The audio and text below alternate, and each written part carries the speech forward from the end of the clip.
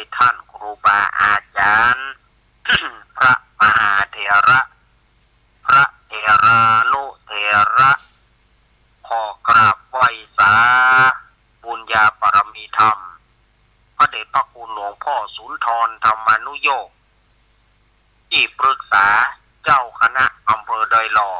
ขอกราบไหว้สาบุญญาปรมีธรรมพระเดชพระคุณหลวงพ่อสาธุกิจญาณันท์เจ้าคณะอำเภอดอยหล่อและพระสงฆ์องค์เจ้าสามเณรทุกรูปทุกองค์ด้วยความเคารพอย่างสูงสุดยิ่งครับผม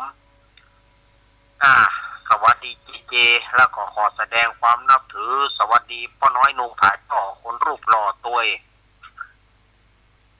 ขอเจริญพรคณะสัตยาญาติโยมศรัทธาสาธุชนคนดีเฮาทุกท่านในการละค่ำนี้รายการสารธรรมยามค่ำก็ปิกมาปะกับศรัทธาญาติโยมเหมือนเช่นเคยตามปกตินั้น รายการนี้ถ้าเป็นวันเสาร์จะดำเนินรายการโดยหลวงลุงชัยวัฒนาคเสโนหรือว่าตุลุงยองตุลุงนันแต่โดยวันนี้เปิ้นปัดสะดวกที่จะจัดรายการเพราะว่าเปิ้นเดินทางแต่ว่าวันค่ำเปิ้นก็บอกว่าร่างกายหลวงลุงบ่ไหวละ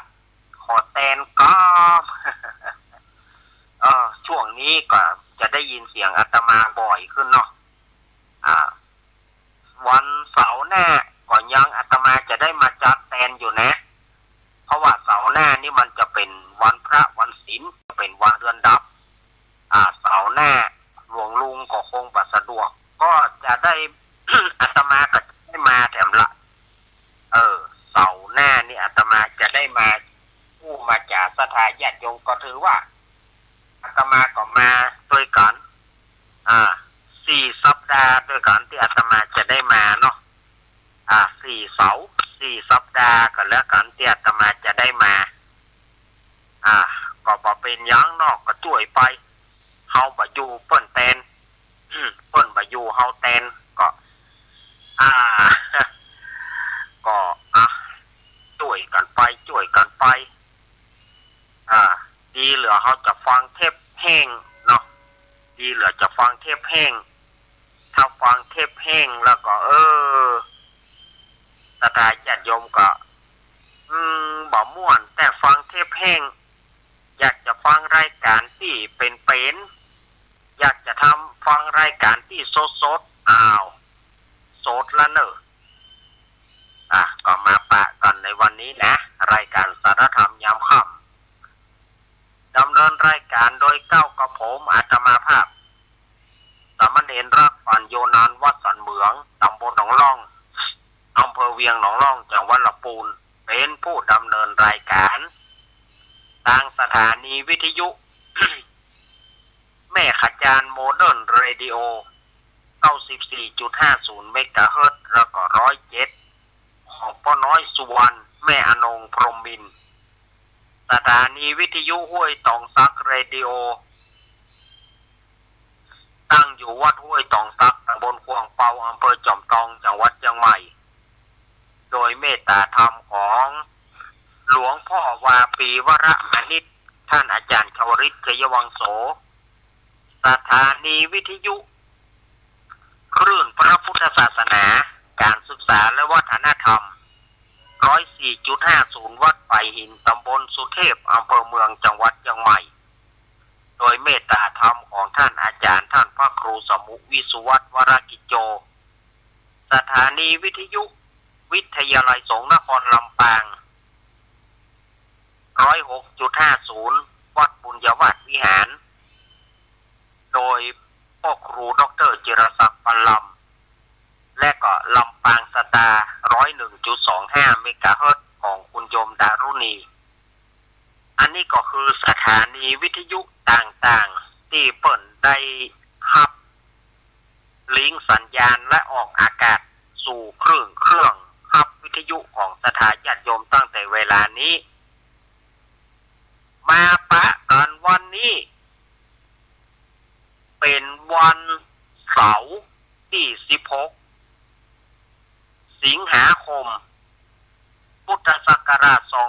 2568เดือน11เหนือ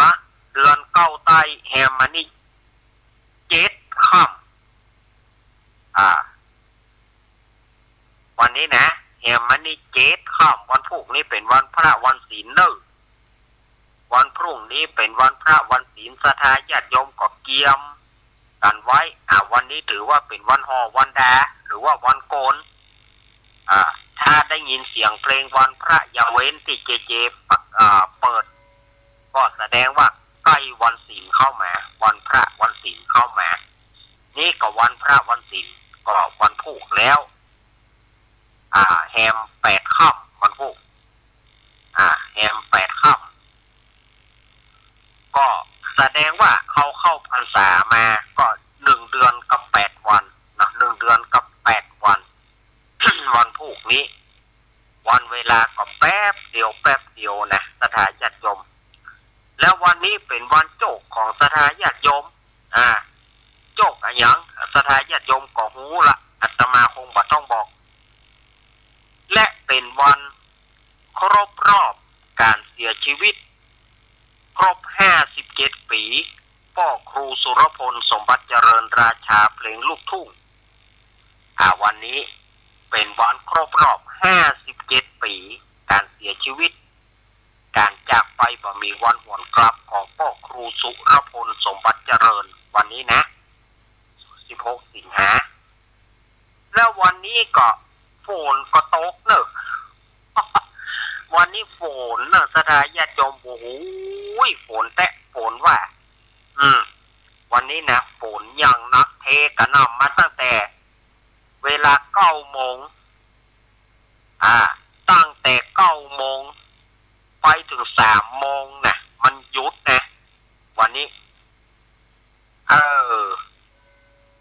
บอกว่าตอนกลางคืนนี่จะมาแถมก็ฝนเทกระจาดอย่างนักเลยตะกี้ก็มันเป็นช่วงหน้าฝนช่วงกลางพรรษาเข้ามาแล้วเนาะช่วงกลางพรรษาก็หน้าฝนก็เข้ามาละเมื่อมาปะกันแล้วศรัทธาญาติโยมอาตมาก็เชิญชวนคณะศรัทธาญาติโยมร่วมสวดมนต์ทำวัดเย็นตัวก่อนเนาะทำวัดเย็นสากลทำวัดเย็นทั่วไปนี่นะเอามาทำวัดเย็นตัวสวดมนต์ทำวัดเย็นตัวก่อนเนาะศรัทธาญาติโยมวันนี้ ก็ช่วงเข้าพรรษาช่วงกลางพรรษาเนาะก็เอาก็เข่งเนี่ยหน่อยช่วงกลางพรรษาเอาก็เข่งคัดกันเนี่ยหน่อยมีกิจกรรมนักหน่อยช่วงกลางพรรษานี่นะกิจกรรมมันจะนักหน่อย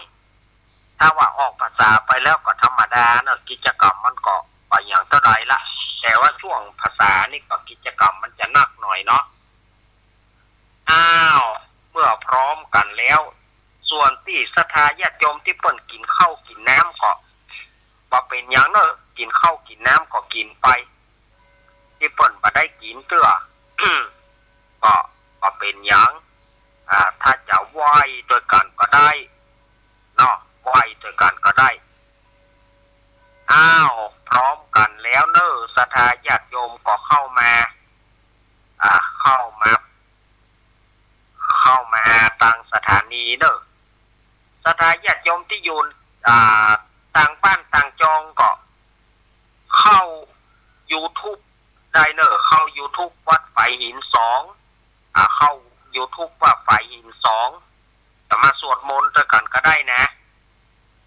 เข้า YouTube หรือว่าจะเข้าเว็บไซต์ของสถานีก็ได้เข้าเว็บไซต์ของสถานีก็ www.doilawradio.com อันนี้ถ้าเข้าเว็บไซต์นะ www.doilawradio.com หรือว่าจะเข้า Google ขึ้นสีขาว เข้า Google ขึ้นสีขาว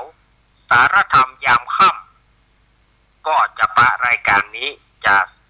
ร่วมกันสวดมนต์ทำวัดโดยกันก็ได้เนอะละศรัทธาญาติโยมต่อไปเอากราบพระก่อนเนาะกราบพระพร้อมกันงามๆกราบ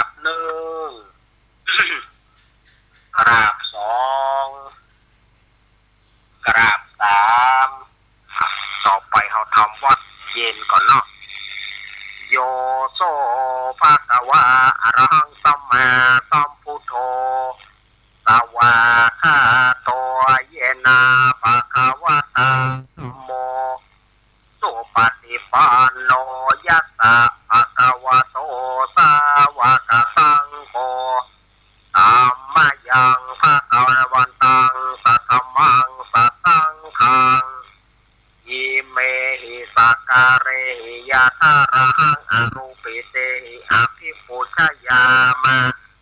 สาธุโนพันเตภะคะวาสุจิราปรินิพพุโตปิปัจฉิมาชนะตาโลกัมปะมาเมสัตเมทุกขตาปนาเมปฏิคันหาอามาสีคารทุกขอาร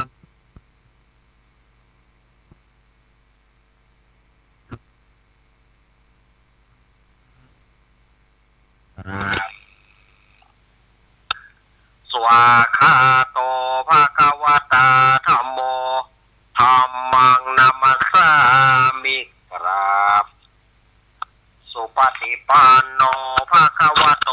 สาวกสังโฆสังฆังนามามิครับหันธรรมยังพุทธะภะคะวะโตปุปภาคณมกรันเจวะพุทธานุสตินยัญจักโรมาเตนะโมตัสสะภะคะวะโตอะระหะโตสัมมาสัมพุทธัสสะนะโมตัสสะภะคะวะโตอะระหะโตสัมมาสัมพุทธัสสะนะโมตัสสะภะคะวะโตอะระหะโตสัมมาสัมพุทธัสสะตังโคปนาภะคะวันตังเอวังกันติสโตอะภุคโตอิติปิโสภะคะวะอะระหังสัมมาสัมพุทโธวิชาจารณะสัมปันโนสุขโตโลกวิโทอานุตตโรปุริสธรรมสารติสัทธเทวมนุสนังพุทโธภะคะวาติหันธรรมยังพุทธาภิกิติงกโรมาเสโอนทวารันตังโสทังยานาตังโพเทสิโยสุชนะตังกามรังวสุโรวันตามะพุทโธโยสัพพปานินัง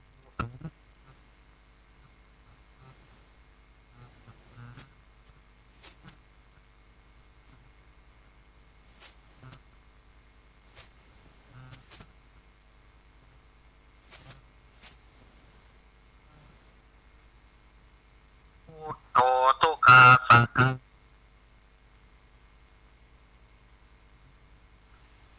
พุทธาสาหิยังเตมิสาริรันชีวิตังจิตังวันทันโตหังจริสามิพุทธาเสวะสุโพธิตังนันทิเมสารนังอังยพุทโธเมสารนังเอเตนะสัจจวัตเชนะวัฏทายังสาธุสาสเนพุทธังเมวันธมาเนนะยังปุญญังปสุตังอิทาสัพเพปิอันตรายาเมมะเฮสุงตัสเตชะสาอาสทายโยมหมอบเนอหมอบลงเนอกายเยนะวาจายวะเจตสาวาพุทเทกุกมังปะกตังมะยะยังพุทโธปฏิกันหันตุอัชยันตังการันตะเรสังวริตุงวะพุทเทหันธรรมยังธรรมานุสตินยังกโรมาเสสวาคาโตภะคะวะตาธัมโมสันติติโกอาการิโกเอหิปัสสิโกโอปานายิโกปัจจตังเวทิตาโพวินโยหิติหันธรรมยังธรรมาภิกิติงกโรมาเสสวาคตาทิโกนาโยกวะเตนะสยโยโยมังกปะกปริยัตติวิโมกเพโทธัมโมโกโลกปัตนาการธาริธาเรวันธามัง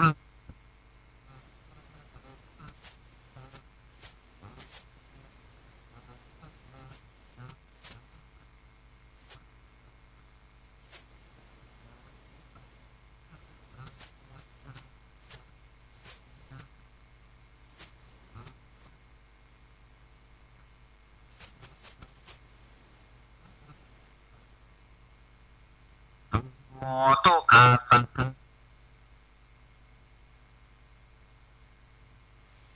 ธรรมังมิสาริรันชีวิตังจิตังวันทันโตหังจริสามิธรรมาเสวาสุธรรมตังนันติเมสารนังอัญญังธรรมโมเมสารนังวรัง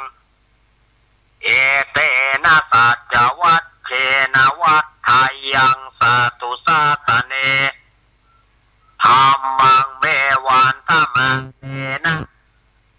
ยังปุญญังปสุตังอิทังสัพเพปิอันตรังยังทรงตัสเตชะสาอัมมอบลงกายเยนะวาจายวะเจตสาวาธรรมเมกุกมังปะกตังมะยายังธรรมโมปฏิการหันโตอัชยันตังตารันตาเรสังวริตุงวะธรรมเม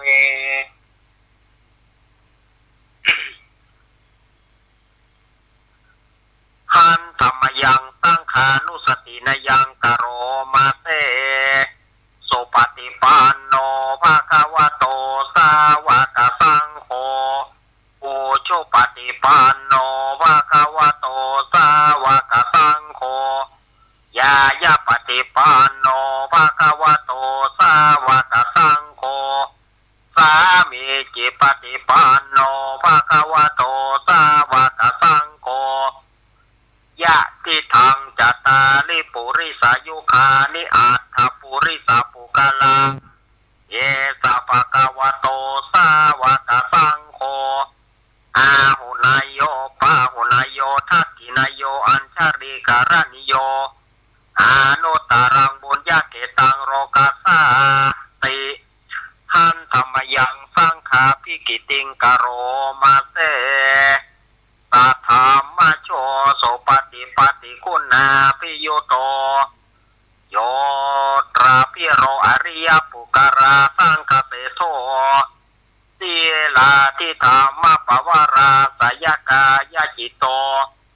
วันตามหังตมริยานาคารังสุสุทังสัพโฆโยสัพพะ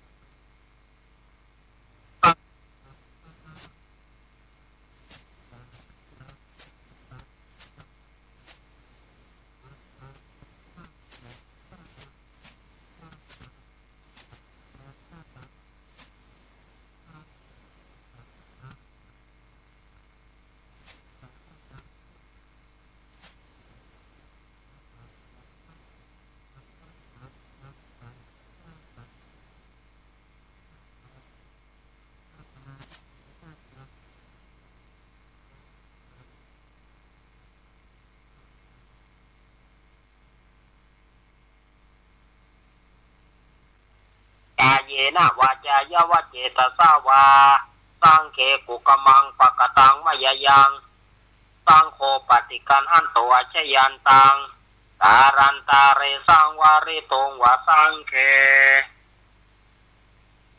หันธรรมยังอติตาปัจเจเวคนาปะทังปนามาเสอาชามายาปัจเจเวกิตัวยังจีวรังปริปุตังตังยาวะเทวสิตตะปฏิกาตายะวุนหัสสะปฏิกาตายะตังสมะกัสสวะตตปะสิริงสัพพสัมปัสสนังปฏิกาตายะยาวะเทวะหิริโกปินะปฏิชาธนาทังอาชามายาปัจเจเวกิตัวโยบินดาปโตปริปุโตโสเนวะทวายนามัทายนามันดานายนาวิปุสนายะยาวะเทวะอิมัสสกายาสติติยายาปนายวิหิงสุปรัตติยาพระมัจจริยานุกหายะอิเตปุรานันจะเวทานังปฏิหังคเมนะวันจะเวทานังนาอุปติสามิ ยาตราจเมปวิสติอนาวชตาจะพะสุวิหโรจาติอาชามายาปัจเวกิตัวโยยังเสนาสนังปริปุตังตังยาวเทวสิตสะปฏิคาตายะอุณหัสะปฏิคาตายะดังสวัตสวัตตปสิริงสัพพสัมปัสนังปฏิคาตายะยาวะเทวะอุโตปริสยาวิโนทานังปฏิสลานารามทังอาชามายาปัจเวกิตัวโยคิรณะปัญจยเพสัชชาปริคโรปริปุโตโสยาวะเทวะอุปนานังวยาปฏิกนังเวทนานังปฏิคาตายะอาภยาปัชชาปารามตายาติปัจเจเวกนาติกราบหนึ่งกราบสองกราบสามเอาแล้วสถาญาติโยมอาตมาภาพก็ได้เป็นหัวนำสถาญาติโยมสวดธรรมวัดเย็นแบบสากลทั่วไปก็เป็นที่เรียบร้อยเนอะดูตะกี้นี่อาตมาฟังจากทางนอกตอนที่ทำวัดมันจะขาดไปแค่หาเนาะตอนที่ทำวัดต้องซื้อว่ามันเสียงมันจะหายไปกรรมนะบอกว่าวิทยุของสถาญาติโยมมีปัญหาก็ตะกี้มันจะดับไปปิดกรรมนะรู้สึกว่าอาตมาเปิดไว้นอกอาตมาเปิดไว้นอกเพื่อว่าก่อนสถาญาติโยมก่อนคนจะเข้ามาเขาจะได้ยินเสียงอยู่ทั้งนอกแล้วเขาต้องแบบเขาก็จะได้หูก่อนว่าเปิ้นจัดรายการรุ่นนี้นี่นะเนาะแต่ว่าเสียงตอนที่ทำว่ารู้สึกว่ามันจะขาดไปเป็นตอนเหมือนกันนะถ้ามันขาดไปเป็นตอนก็สุมาอภัยเด้อคงจะเป็นแต่ระบบของวิทยุเนาะเมื่อมาปะกันแล้วทำวัดทำวากันเสร็จเรียบร้อยแล้วก็จะมาวันนี้ก็จะมาเล่าถึงบุญกุศลบุญคืออะไรอย่างบุญก็คือความอิ่มเอิบใจที่เราได้ไปทำบุญเราได้เฮือทานอันเนี้ยเราก็มีความสบายเรื่องของบุญก็คือความเต็มอกเต็มใจที่หมู่เฮาทั้งหลายได้ทำบุญมาว่าวันนี้เราได้ทานอย่างไปพ่องหาเราได้ใส่เข้าบาตรพระสงฆ์องค์เจ้าเราได้ใส่เข้าบาตรกับพระสงฆ์องค์เจ้ากะเราได้ทานแก่ภิกษุสามเณรกะวันนี้เราได้ทำบุญร่วมกับเปิ้นร่วมบุญอะไรอย่างก็ถือว่าเราได้ทานแล้วเราก็มีความสบายใจเนาะสำหรับสถาญาติโยมที่เราทานไปวันนี้อันเนี้ยเปิ้นเอาว่าบุญก็คือความเต็มอกเต็มใจบุญคือการกระทำบุญคือการกระทำที่พอใจที่สุขใจที่สบายใจบาปก็คือการกระทำกรรมก็คือการกระทำแต่มันตรงกันข้ามบาปกรรมก็คือการกระทำที่สิ่งที่เขาคิดว่าพอใจแต่ในทั้งที่มันเป็นสิ่งที่มันบ่เหมาะบ่ควรอันนี้มันตรงกันข้ามนะบาปกับบุญคือความอิ่มเอิบใจสำหรับผู้ที่กระทำดีขึ้นมาผู้ใดได้กระทำดีบุญนั่นเติมกรรมเขาได้กระทำอย่างไปเขาได้ทานไปได้ทำบุญอย่างไปเขามีความพอใจอิ่มเอิบใจ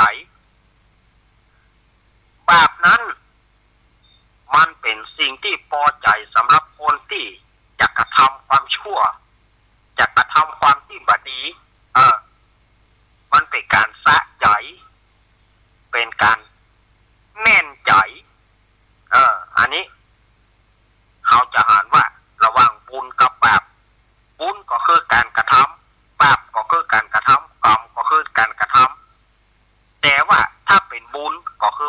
มเอิบใจเฮาได้เฮือตานวันนี้เฮาไปตานขันเข้าเฮือพ่อแม่ก็ดีเฮาไปตานทำก็ดีเฮาได้ใส่บาตรญาติโปกก็ดีมันก็ทำให้เฮาได้มีความสบายใจอันเนี้ยก็คือในการกระทำบุญกระทำเพื่อความอิ่มเอิบใจขึ้นมาบังเกิดกับตัวเฮาทำบาปทำกรรมเพื่อหยังเพื่อความสะสมกับความแค้นสะสมกับความแค้นสะสมกับความสะใจที่เราได้ทำกับเขาเหล่านั้นเนี่ยมันก็เป็นสิ่งที่มันบ่พอใจเท่าใดแต่ว่ามันได้ซึ่งความที่มันก็บ่งามพอใจสะใจแต่การทำบุญนี่เฮาอิ่มใจเมื่อเฮากินข้าวอิ่ม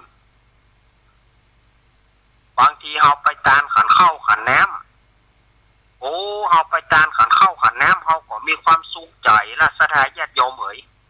เฮาไปตานขันข้าวขันน้ำบางทีเฮาก็บ่หิวข้าวเลยก็มีอย่างอาตมาเขาบางทีไปป่อนปอนเนาะบางทีไปฮื้อปอนกับศรัทธาญาติโยมป่อนปอนศรัทธาญาติโยมนี่นะบางทีก็บ่หิวข้าวเอาหน้าซื่อก็มีเพราะว่าเขามีความอิ่มใจอยู่ละป่อนปอนฮื้อศรัทธาญาติโยมถึงแม้จะอิดจะเหนื่อยแต่ก็ม่วนมันก็ม่วนเพราะเนาะว่าเขาได้บุญไปบุญนั้นก็ฮู้ว่าญาติพี่น้องเขาจัดก่อนจัดตานให้เฮากะเขาก็มีความอิ่มเมื่อเขาได้กินข้าวเมื่อเขาอิ่มชิบนะอันเนี้ยศรัทธาญาติโยมจะไปว่าบุญบ่หันตัวจะไปคิดนะบุญบ่หันตัวบาปบ่หันตัวจะไปว่าบุญเฮาก็มีความอยู่ที่เฮานั่นนะบุญการกระทำดีบาปคือการกระทำชั่วเอากระทำชั่วอันใดอันนั้นนะเอาว่าเป็นบาปเป็นกรรมแต่ถ้าเอาทำบุญฮื้อศีลจำศีลกินทานเมตตาภาวนาอย่างวันพุกนี่วันพุกนี่เป็นวันพระวันศีลเขาไปวัดไปวาไปใส่บาตรญาติปกไปฟังมีโอกาสก็ไปฟังน้ำฟังธรรมไปเข้ากรรมฐานโดยตุเจ้าพระนายเขาก็ถือว่าเป็นสิ่งที่ดีได้ทำดีขึ้นไปวันนี้อาตมาภาพก็เก็บความรู้แก่ศรัทธาญาติโยมเนาะวันนี้อาตมาจะได้นำเอานิทานชาดกจากพระเจ้าสิบชาติมาเล่ากับศรัทธาญาติโยมอันนี้เป็นการสร้างบารมีนะสร้างบารมีเป็นนิทานชาดกชาติที่หนึ่งของพระพุทธเจ้าที่เพิ่นได้ความจริงพระพุทธเจ้านี่เกิดมาหลายชาตินะแต่ว่าชาติที่สร้างบารมีจริงๆเนี่ยจะมีอยู่10ชาติแต่วันนี้อาตมาภาพก็จะคัดเอาวันนี้ก็จะคัดเอาชาติที่หนึ่งของพระพุทธเจ้าของเราพระโพธิสัตว์ของเราก็คือปางเมื่อเป็นเจ้าเตมีปางเมื่อเป็นเจ้าเตมีหรือว่าเจ้าเตมิยะครูบาอาจารย์เพิ่นมักจะบอกว่าเจ้าเตมิยะแต่ส่วนมากก็เขาจะฮู้ก็คือนามเจ้าเตมีใบถ้าเวลาช่วงนี้บ่พอเขาก็ไปต่อกันช่วงที่2นะอาตมาจะพักกว่าเกิน10นาทีเขาพักฉันน้ำมาได้ถ้าพักก็คำเดียวเขาก็ปะกันก็ถือว่าครบ2ชั่วโมงพอดีเนาะถือว่าครบ2ชั่วโมงพอดีนะถ้ากูเตือนเนี่ยอาตมาจะพักแล้วอาตมาจะจัดเกินชั่วโมงมาเป็นชั่วโมงเกินแต่ประเดี๋ยวนี้ก็ปรึกษากันได้อู้กับเจว่าเอามันเต็ม2ชั่วโมงเถอะเจมันเกินต่างหางมาก วันนี้ก็ไหนๆจะปะกันก็ปะให้มันอาบน้ำ เลยบัดถ้ามาตกหัวแล้วเปียกน้ำแล้วไปถ่ายผ้าแล้วมาอาบน้ำตกก็ลวดอาบน้ำฮะนะลวดเปียกลวดเดียวเลยวันนี้ก็จะได้นำเอาจากที่หนึ่งของพระโพธิสัตว์เจ้าของเราก็คือพระเตมียะหรือว่าเจ้าเตมีว่าเปิ้นสร้างบารมีขนาดไหนสถานญาติโยมเปิ้นสร้างบารมีด้วยการขันติบารมีสร้างความอด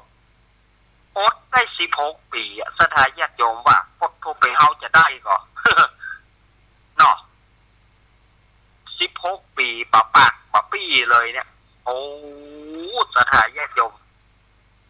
อันเนี้ยเป็นโพธิสัตว์เจ้าของเราเนี่ยก่อนที่เปิ้นจะมาเป็นพุทธเจ้าเปิ้นทำมาหมดอดแม้กระทั่งการการจะทำเป็นง่อยเบี้ยเสียขาเพราะว่ากลัวจะได้ไปครองบ้านครองเมืองกลัวจะได้เป็นกษัตริย์ถ้าได้เป็นกษัตริย์จะได้ฆ่าคนและจะได้ทำบาปเป็นบาปเป็นกรรมเปิ้นเลยบ่อยากจะเป็น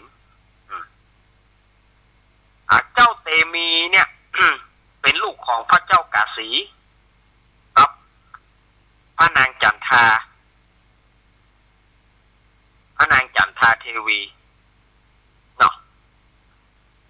เมื่อเปิ้นเกิดมาเปิ้นประสูติแล้ว เปิ้นก็บอกว่ามีอยู่วันหนึ่งก็ปี่เลี้ยงได้อุ้มเอาเจ้ากุมารเตมีไปเข้าเฝ้าพระเจ้ากาสีผู้เป็นเสด็จพ่อผู้เป็นพระราชบิดาเนาะเสด็จพ่อก็อุ้มลูกไว้ แต่เจ้าเตมีเนี่ยหูความตั้งแต่ยังบ่ถึงขวบนะหูความละว่าแม่นมอุ้ม ไปเฝ้าเจ้าเหนือหัวพระเจ้ากาสีก็อุ้มลูกไว้ในขณะนั้นเนี่ยก็มีนักโทษที่บัถูกโทษนักโทษปัจจัยนักโทษเนี่ยว่านักโทษปัจจัยนักโทษคำว่านักโทษปัจจัยนักโทษนี่จะใดคำว่านักโทษผู้นี้เนี่ย เปิ้นบ่ได้ผิดแต่ว่าราชบุรุษจารบุรุษทั้งหลายก็คือทหารทั้งหลายเนี่ยไปยับมาผิดตัวเมื่อไปยับผิดตัวมาเฝ้าพระเจ้ากาสีพระเจ้ากาสีก็บ่ได้ไต่สวนเนี่ยบ่ได้ท่องได้ถามเนี่ยละบอกกองหูว่านักโทษก็สั่งให้เอาไปประหารชีวิตเอาตัวไปประหารชีวิตแม้นักโทษคนนั้นจะอ้อนวอนอย่างไรพระเจ้ากาสีก็บอกกษัตริย์ตรัสแล้วบ่คืนคำเอาไปประหารชีวิตเอาไปฟันคอแล้วเอาหัวมันเสียบประจานไว้กับหลักประตูเมืองซึ่งเจ้าเตมีหูหันโดยตลอดเจ้าเตมีก็เลยบอกมากึดใจคนเดียวว่าโอ้เสด็จพ่อยังบอกพิจารณาเพราะว่าคนนี้เป็นนักโทษจริงหรือไม่น่าจะไต่สวนน่าจะถามเนาะแต่เสด็จพ่อเนี่ยอย่างถึงว่าใจอำนาจบาดใหญ่บาดถามอย่าเลยโอ้ยเจ้าพ่อเฮ้ยเจ้าพ่อบาดถามเปิ้นเลยอยู่ๆก็สั่งให้เอาไปประหารชีวิตโอ้อำนาจการเป็นเจ้าเป็นนายการเป็นกษัตริย์ปกครองบ้านปกครองเมืองมันบ่เป็นการดีรู้นี่เพราะว่าสมัยก่อนมันเป็นเปิ้นว่าระบบสมบูรณาญาสิทธิราชย์ระบบเจ้ามีอำนาจเจ้าสั่งแล้วเป็นแล้วสั่งเป็นก็เป็นสั่งตายก็ตายเนี่ยสถานญาติโยมระบบนี้นะทีนี้เจ้าเตมีนี่ก็มากึดใจว่าจะใดดีที่จะพ้นออกจากกษัตริย์บ่อยากจะเป็นกษัตริย์บ่อยากจะฆ่าคนบ่อยากจะทำบาปจะใดดีอาจจะจะใดดี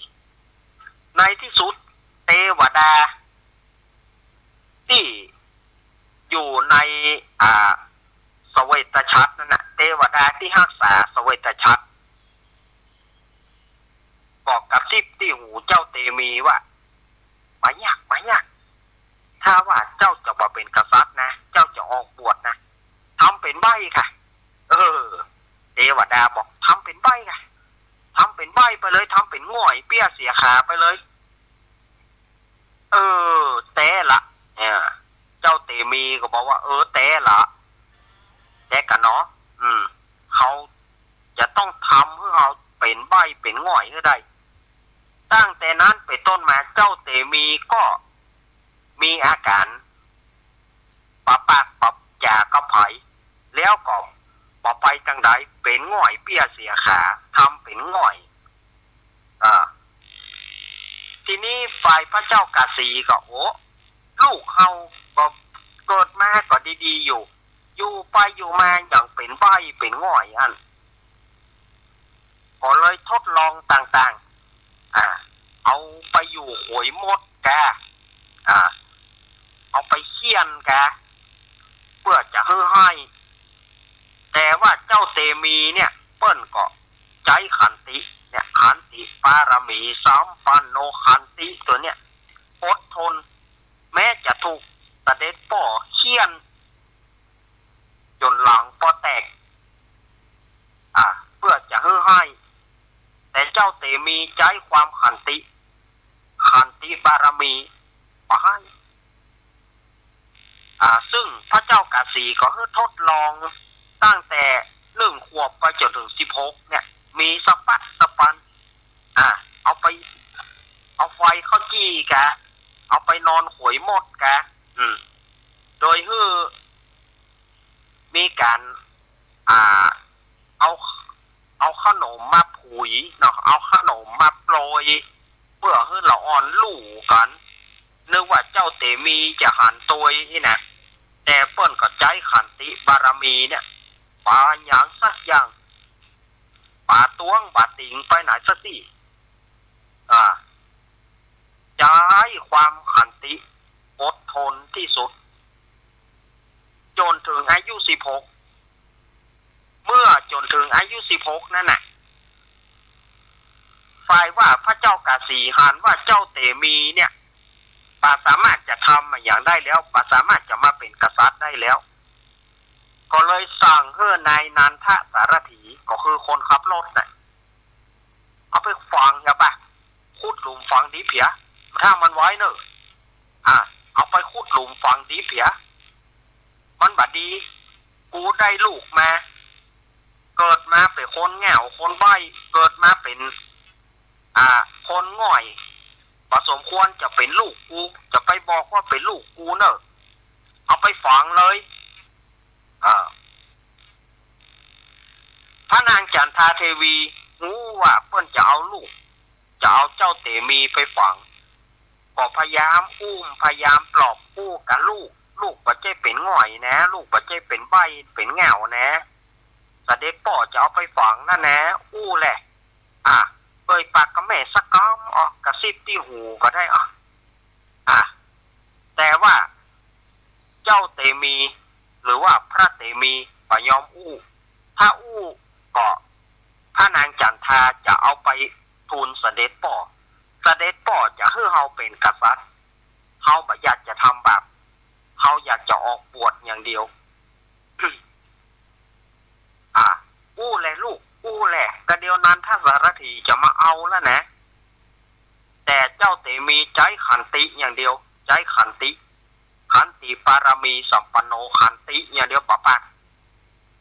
จนถึงนายนั้นถ้าสารถีบอกว่าขอเดชะ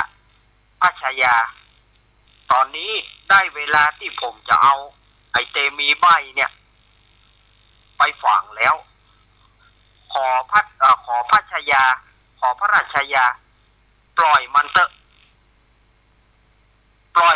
พระเจ้าค่ะหม่อมจะข้าพระเจ้าจะอุ้มไปแต่ว่าด้วยความฮักลูกเนี่ยพระนางจันทาก็อุ้มลูกไว้ลูกแหละเพื่อจะเอาลูกไปฝังแล้วนะแหละลูกแหละกอดลูกไว้จนถึงนายนันทสารถีเนี่ยก็บอกว่า ขอเดชะพัชยาข้าพเจ้าขออภัยที่ข้าพเจ้าจะต้องได้ทำอย่างนี้ก็เลยบิดมือนางบิดแขนนางจนเจ้ากุมารเตมีหลุดมือเจ้าเตมีแม้นจากไอ้นั้นถ้าสารถีนี่มันใหญ่มองใดประล่ำประเหลือแต่ก็กั้นใจขันติแบบสุดถ้าจะเอิ้นออกมาก็เดียวก็จะไปทูลเสด็จพ่อเป็นกษัตริย์ก็เลยอดใจปากใจขันติอย่างเดียวเจ้าเตมีใจขันติอย่างเดียว ทีนี้ก่อนนายนันทสารถี ก็อุ้มมานี่ไอ้เงาสุมาเนอะนายนันทสารถีนี่นะไอ้เงาไอ้เซอเกิดมาเป็นลูกเจ้าฟ้ามหากษัตริย์น่าเป็นคนไว้คนเงาเอาจ่งหลังรถยังว่าปานีปาสีเอาจ่งหลังรถต้มตากแดดท่านอยู่เนี่ยเนอะไอ้เงาไอ้ใบไอ้เงาอยู่เนี่ยก็ขับรถไปหันว่าเป็นป่าไก่ละก็เลยจอดรถกลางแดดท่านนะอยู่นี่เนอะไอ้เงาก็อยู่กลางแดดนี่ทีนี้ก่อนนายนันทสารถีนี่นะหรือว่าคนขับรถเนี่ยบอกก้มหน้าก้มตาขุดดินขุดดินจะเอาฝังมันที่ท่วมจะได้ที่ศอกที่วาจะฝังซึ่งไม่ได้หานนะก้มขุดบกมาก็ทีนี้ฝ่ายเจ้าเตมีก็ลุกขึ้นมาโอ้ร่างกายเขาก็ได้อยู่ลูกก็ยกรถขึ้นถึงกันยกรถขึ้นแอนแว่นได้ถึงกันแล้วก็อธิษฐานใจขอบวช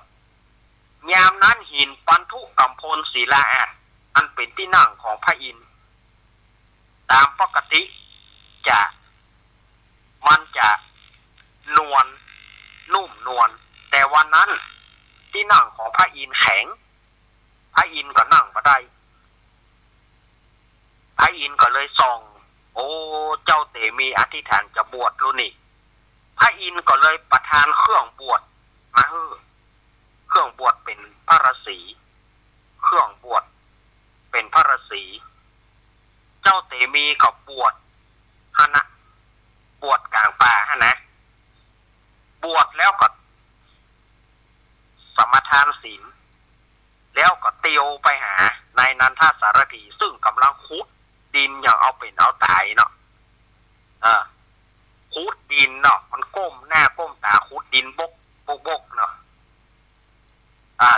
เจ้าเตมีพระเตมีตอนนี้เป็นพระเตมีละดาบดเตมีพระเตมีก็เลยเข้าไปถามเนี่ยอย่างขุดดิน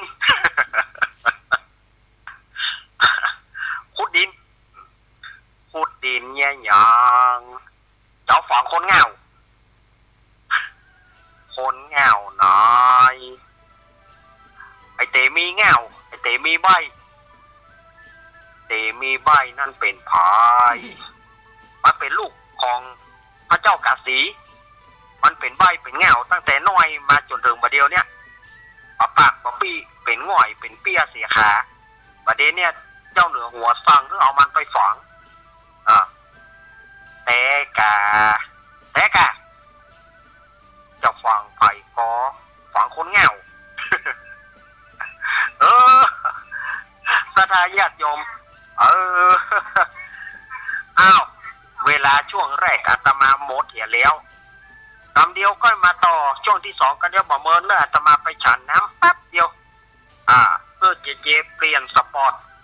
แล้วก็เอาเพลงวันพระอย่าเว้นใส่คำเดียวเนอะก็เดียวก็มาต่อกันเอาคำเนาะก็เดียวก็มาต่อกันถึงมันจบเนาะเรื่องพระเตมีใบขันติบารมีสร้างขันติเถิดขันติความอดทนอดแตะอดว่าอดบอกก็เดี๋ยวก็มาปะกันช่วงที่สองเนอะเจริญพร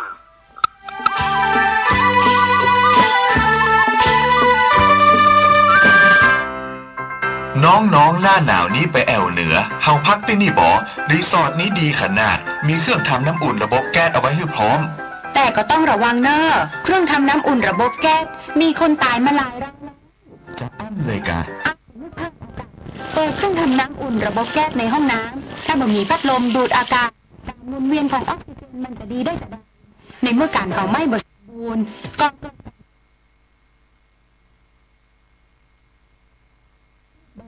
และทำให้เม็ดเลือดแดงจับกับออกซิเจนเมื่อย่างให้คลื่นลมแล้วก็ตายได้โดยเฉพาะคนที่มีโรคประจำตัวเช่นโรคหัวใจโรคเลือดหอบหืดถุงลมโป่งพองน่ากลัวขนาดเนาะมันก็บ่ถึงขนาดนั้นถ้าหารู้วิธีคือถ้าอาบน้ำด้วยเครื่องทำน้ำอุ่นระบบแก๊สบ่ดีเปิดพัดลมระบายอากาศหรือเฮือกดีอันนี้ก็จะช่วยได้นะถ้าหมู่เฮาแค่หูข้อมูลเพิ่มเติมโทรสอบถามได้ที่กลุ่มสื่อ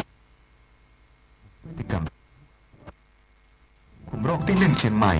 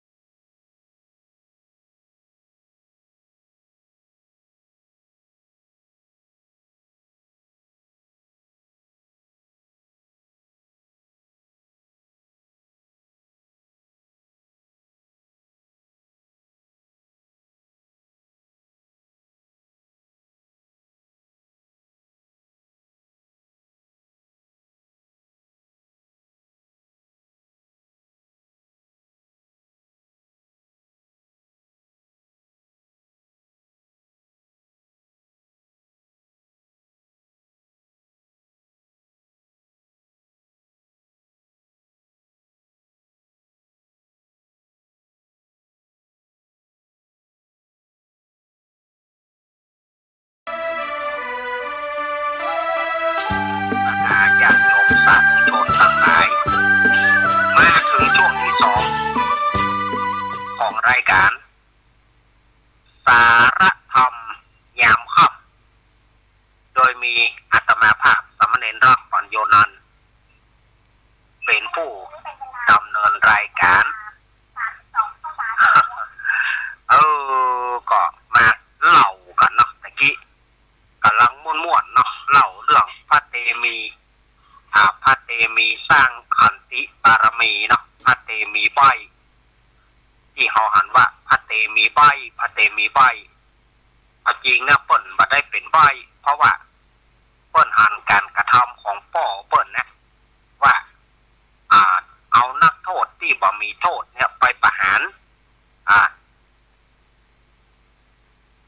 ก็เลยทำตัวเป็นใบตั้งแต่นั้นมาจนถึงอายุ16เมื่ออายุ16หันว่าพระเจ้ากาสีหันว่าเป็นท่าแน่นอนอย่ามีลูกเป็นใบก็อายเขาเปิ่นเอาไปฝังอย่าบ้าก็เลยเฮือนายนันทสารถีเอาไปฝัง เมื่อนายนันทสารถีกำลังก้มขุดหลุมเจ้าเตมีก็เลยลุกขึ้นมาได้แล้วอธิษฐานบวชพระอินทร์ก็เลยประทานเครื่องบวชเมื่อบวชแล้วก็เตียวไปหานายนันทสารถีเตี้ยตมาเล่าไปตะกี้นะเตียวไปนายนันทสารถีกำลังขุดดินอยู่หรอขุดดินบก เลยเข้าไปถามแย่หยังฮานขุดดินขุดหลุมอย่างฝังคนเหงานี่ คนเหงานี่เป็นพายไอเตมีไอเตมีนี่มันเป็นพายมันเป็นลูกพระเจ้ากาสีมันเป็นใบเป็นเหงาพระเจ้ากาสีบอกเอาละเลยเฮ้อครับขุดหลุมฝังมันนี่ขุดหลุมขุดบกนะมันก็บะก้มมันก็บะแงนพ่อหรอมันก็บะแงนเจ้าเตมีกระจวนมันอู้นะมันก็ขุดหลุมเนาะแล้วเจ้าโหว่าเฮาเป็นพายหมูนะนี่หรอมันหมูเนาะมันเมาก้มแน่ก้มตาหรอ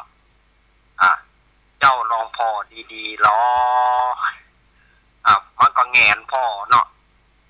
แงนพ่อเพราะว่ามันไปหันใส่เจ้าเตมีประเดี๋ยวเพิ่นเป็นนักบวชแล้วหรอขอเดชะพระโอรสข้าบาทมีตาหามีแววไม่ข้าบาทขอโทษข้าบาทขออภัยโทษพระเจ้าข้าขอพระโอรสเสด็จขึ้นขอเสด็จนิวัตสู่พระนครเถิดพระเจ้าข้าข้าพระองค์จะไปทูลเสด็จป่อเพื่อมาฮับพระโอรสเพื่อว่าพระโอรสจะได้ไปครองราชไปเป็นเจ้าเมืองพระเจ้าค่ะไหว้แล้วไหว้แถมกราบแล้วกราบแถมซึ่งพระเจ้าพระเตมีนี่ก็บอกว่าเอาบ่ไปละนันทสารถีเฮ้ยเอาไปเป็นจะได้บัดเดี๋ยวนี้เฮาได้อธิษฐานบวชแล้วเฮาบ่ไปเนอะขอให้เจ้าไปทูลเสด็จป่อเถอะว่าเฮาบวชแล้วพระโอรสถ้าบัดเดี๋ยวนี้ถ้าข้าบาทไปเจ้าเหนือหัวเอาหัวข้าบาทตายแน่ขอพระโอรสเสด็จไปกับข้าบาทเถอะพระเจ้าค่ะเอาไปละเจ้าเอาเครื่องต่างๆเนี่ยเครื่องที่เฮานุ่งผ้านุ่งคอใบเฮาเนี่ยเอาไปให้เสด็จป่อเถอะนี่หรอก็เลยในที่สุดก็ปรากฏว่าเจ้าเตมีก็เลยอยู่ในป่านายนันทสารถีนี่ก็เลยจำเป็นต้องเอาเครื่องต่างๆเนี่ยไปแล้วไปทูลพระเจ้ากาสีหาเตมีลูกเขาบ่ได้เป็นใบกะโอ้เตมีลูกป่อทีกูเตือนย่อมอู้ปนนี้เตมีลูกป่อโอ้เขาจะไปฮับลูกเขาเขาจะไปฮับเตมีลูกเขาเพื่อเตมีลูกเขาปิกมาแต่เปิ้นบวชแล้วพระเจ้าค่ะ เนี่ยในนั้นถ้าสารถีก็ป้นบวชแล้วพระโอรสบ่มาแล้วพระเจ้าค่ะโอ้มันจะเหลือป่อมันไปไหนเนี่ยยังถือทิฐิอยู่นะถือทิฐิอยู่นะแต่ว่าเมื่อไปถึงก็ทูลเตมีลูกป่อลูกยังบอกว่าลูกเนี่ยเป็นคนดีถ้าว่าหม่อมฉันกู้ไปพ่อเสด็จป่อตอนนั้นเสด็จป่อจำได้ก็ครั้งที่แม่เลี้ยงอุ้มหม่อมฉันไปเฝ้าเสด็จป่อแล้วเสด็จป่อนำเอานักโทษไปฆ่าก็มันบดีลูกเสด็จป่อได้ถามก็เสด็จป่อบ่ได้ถามเขาเลยว่าเขาเนี่ยเป็นคนอย่างไรที่แต่ลูกหันเพราะว่านักโทษคนนั้นเปิ้นบ่มีโทษแต่เขายับมาผิดตัวแต่เสด็จป่อบ่ได้ไต่สวนเสด็จป่อสั่งเอาไปฆ่าอย่างเดียวม่อมฉันหันตั้งแต่เมื่ออ่านมาม่อมฉันก็เลยอธิษฐานจิตเป็นใบเป็นง่อยตั้งแต่นั้นมาเตมีลูกป่อนี่อย่างลูกต้องอย่างอี้เพราะว่าม่อมฉันจะสร้างขันติบารมี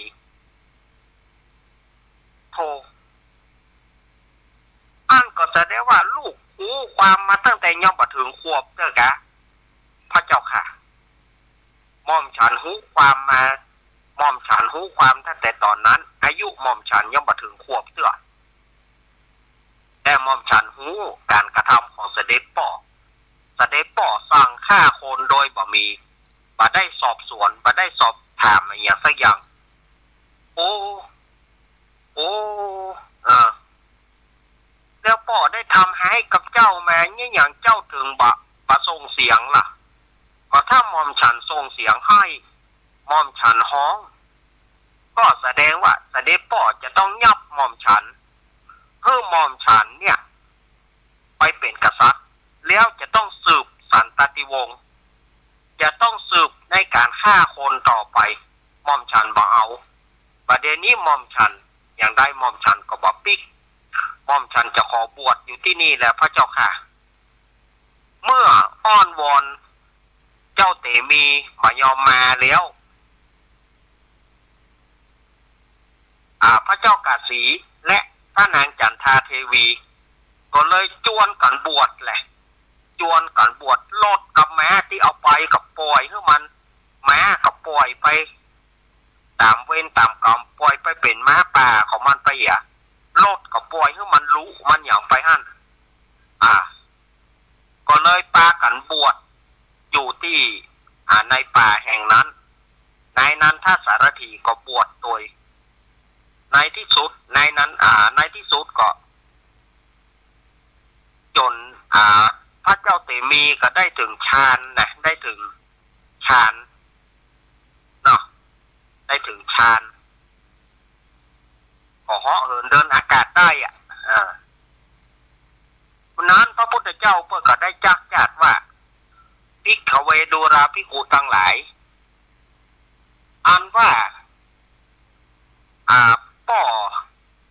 พระเจ้ากาสีในครั้งนั้นก็หากมาได้เป็นพระเจ้าสลีสุโธทนะอันเป็นป่อเฮาตถาคตในกาลบัดนี้ส่วนอันว่าพระนางจันทาเทวีก็หากมาได้เป็นพระนางสริมหามายาแม่ของเฮาตถาคตในกาลบัดนี้ส่วนว่านายนันทสารถีก็ได้แก่พระอานนท์ในกาลบัดนี้ส่วนอันว่าเตมีก็คือเฮาก็คือตถาคตในกาลบัดนี้พระพุทธเจ้าเปิ้นว่าอีกอันเนี้ยเปิ้นสร้างขันติบารมีสร้างขันติที่เปิ้นได้สร้าง โอ้นะศรัทธาญาติโยมเขาจะหานว่าพระพุทธเจ้าเฮานี่ก่อนที่จะมาเป็นพระพุทธเจ้าของเฮาเนี่ยสร้างบารมีอย่างนักหนาจนถึงมาชาติที่สองเป็นพระมหาชนกไหมครับมาเกิดเป็นพระมหาชนกก็สร้างบารมีเหมือนกันนะสร้างบารมีสร้างวิริยะสร้างความอดทนสร้างความเพียรว่ายมหาสมุทรศรัทธาญาติโยมว่ายน้ำมหาสมุทรว่ายน้ำเพื่อจะเสาะหาฟองว่ายทะเลว่ายน้ำมหาสมุทร ว่ายทะเลพอหูจุดหมายปลายทางว่ายเลยว่าสักวันหนึ่งก็คงจะมีความหวังจนถึงนางมณีเมขลานางมณีเมขลานี่อดีตเคยเป็นแม่ของพระมหาชนกหานลูกหานเจ้าพระมหาชนกว่ายน้ำก็เลยอุ้มขึ้นมาแล้วไปส่งในเมืองมิถิลาเนาะอันนี้ก็เป็นการสร้างบารมีเหมือนกันสร้างบารมีพระมหาชนกเนี่ย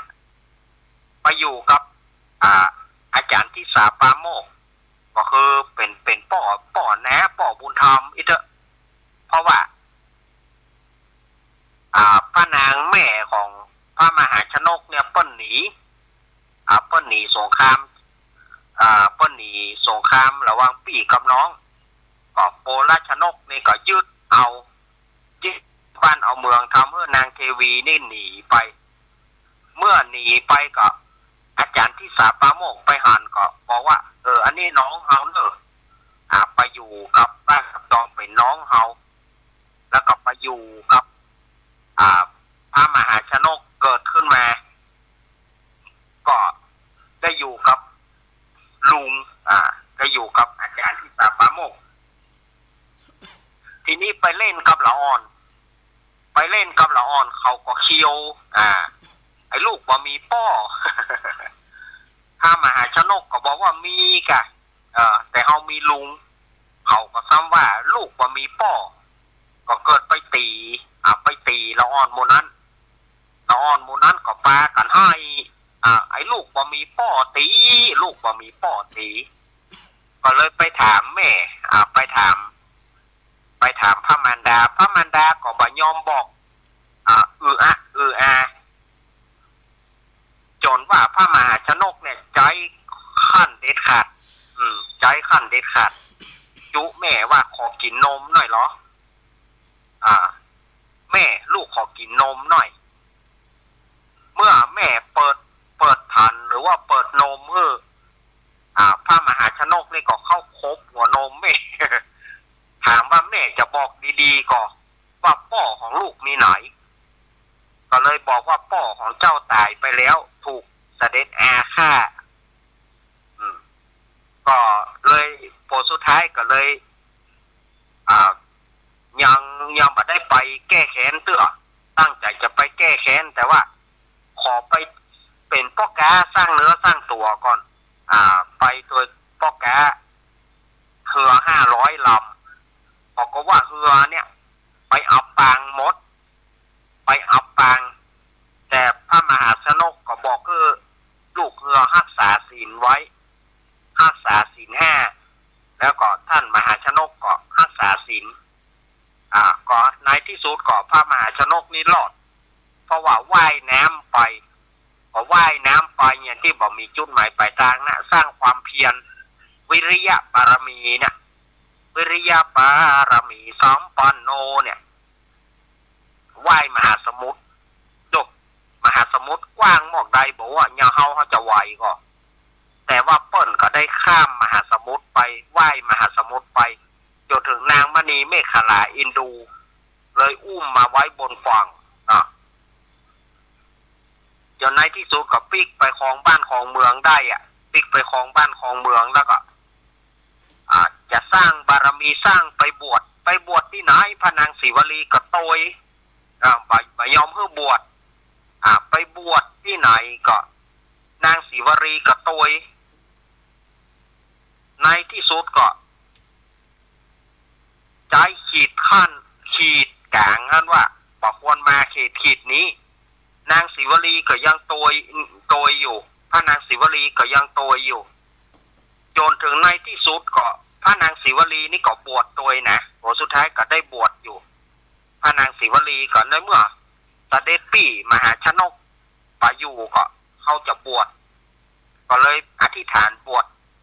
ก็เลยเอายกบ้านยกเมืองคือกับทีขาวุกุมารอยู่คือทีขาวุกุมารเป็นพระโอรสเนาะได้อยู่สืบต่อไปนะอันนี้สถาญาติโยมเขาจะได้เห็นว่าพระพุทธเจ้าเขาเนี่ยสร้างบารมี สร้างบารมีต่างๆปางเมื่อเป็นพญาอลินตุมก็เฮือตาลนะเฮือตาลปราสาทราชมนเทียนเฮือตาลมดพระอินทร์ลองใจว่าเอาปราสาทราชมนเทียนไปมดจนบ่มีหยังแต่ในที่สุดก็ไปเป็นยามเฝ้าประตูเป็นยามเฝ้าประตูส่วนว่าพระนางวรรณประภาพระนางวรรณประภาซึ่งเป็นมเหสีของพญาอลินตุมนี่ก็ในที่สุดก็ไปเป็นคนใจแล้วไปเกิดลูกแล้วลูกตายในคืนนั้นเนี่ยก็เป็นฝนตกฟ้าห้องญาติเศรษฐีบอกว่าลูกมึงตายเมื่อมึงเอาไปบัดเดียวนี่เอาไปเนี่ยรอมันแจ้งก่อนบ่ฝนตกฟ้าห้องบ่เอาต้องเอาไปวันนี้ต้องเอาไปลูกมึงตายต้องเอาไปเมื่อคืนนี้จะเป็นฟ้าเป็นฝนอย่าได้กระจ่างมึงต้องเอาไปพอสุดท้ายก็ไปที่ไหนเปิ้นก็บ่ไขประตูเฮ้อจนถึงไปปะกับพญาอลินตุมได้ถามสารทุกข์สุขดิบก็จึงรู้ว่าเป็นพระนางวรรณประภาในที่สุดพระอินทร์ก็เลยปาเอาปีกคืนไปสู่บ้านสู่เมืองพระอินทร์เวนคืนเมืองเฮ้ออันนี้ปางเมื่อเป็นพญาอลินตุมนะปางเมื่อเป็นพญาอลินตุมในที่สุดลูกที่ตายก็ฟื้นคืนมาอยู่ลูกที่ตายก็พญาอลินตุมอธิษฐานก็ฟื้นคืนมาอยู่อันนี้ปางเมื่อเป็นพญาอลินตุมก็ได้สร้างฐานะบารมีเหมือนกันแล้วก็มาเป็นพระเวสสันดรเนาะปางมาเป็นพระเวสสันดรก็เฮือตานเจ้าจารีน้องกันหาแก่พราหมณ์ชูชกเพราะว่าพราหมณ์ชูชกไปขอเจ้าจารีน้องกันหาเมื่อได้แล้วก็บุกตีไปจนถึงนางกันหาเนี่ยให้ถึงขั้นว่าตัดป่อเกิดมาจากใดจะบ่ขอเป็นลูกพ่อเวสสันดรผู้ใจหายเพื่อตานแก่ลูกเอาลูกเพื่อตานแก่พราหมณ์ชูชกซ้ำบะฮักซ้ำบุกซ้ำตีพ่อเวสสันดรใจหายขนาดก็เลยตัดป่อนะแต่ว่าในที่สุดก็ได้มาปะกันอยู่นะในที่สุดก็ได้มาปะเพราะว่าชูชกเอาไปหลงที่เมืองเสด็จปู่สนใจก็เลยไทยแล้วไปตัวหาไปฮับเสด็จพระเวสสันดรนางมัททีและในที่สุดก็ยังได้มาเป็นอัครสาวกสาวิกาอัครสาวิกาของพุทธเจ้าอยู่ก็คือได้เป็นพระนางอุบลวรรณเถรีได้เป็นพระนางอุบลวรรณเถรีอันนี้ก็ยังมีสายใยเก่าอยู่สายใยสายเลือดเก่าก็ยังมีอยู่ก็ได้เป็นสาวิกาของพุทธเจ้าได้ปางเมื่อได้เป็นพุทธเจ้าเนี่ยสถาญาติโยมเขาจะหันว่าพุทธเจ้าของเขาได้สร้างบุญญาบารมีสร้างบารมีอย่างขนาดขนุนแท้ๆสร้างความเพียรขนาดไหนสร้างทานขนาดไหนสร้างขันติขนาดไหนเนาะสร้างขันติขนาดไหนนะเปิ้นจะมีคาถาหรอกคาถาหัวใจพระเจ้าสิบจักรนี่นะคาถาพระเจ้าสิบจักรเนี่ยก่อนได้หมดสถาญาติโยมไผ่ข้าได้นะจะบอกเพื่อเนอะไผ่ข้าได้คาถาหัวใจพระเจ้าสิบจักรจะไปป่าไปดงอย่างกระจายได้เนอะจะไปโฮบส่งความอย่างกระจายได้หมดเตชะสุเนมะภูจะนาวิเวเตชะสุเนมะภูจะนาวิเวอันนี้หัวใจของพระเจ้าสิบจักรนะหัวใจพระเจ้าสิบจักรเตก็คือพระเตมีชะก็คือมหาชนกสุคือสุวรรณสาม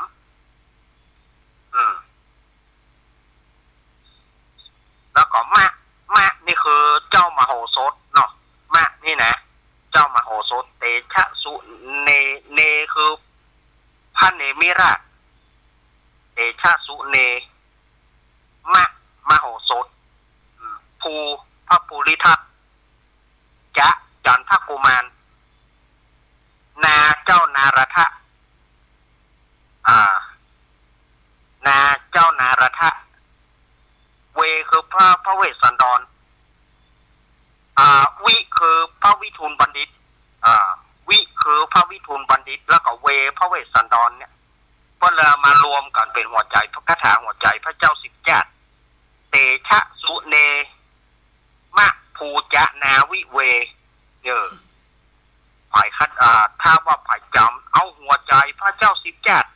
างว่าหัวใจพระเจ้าสิบแกะเนี่ยไปเตอะ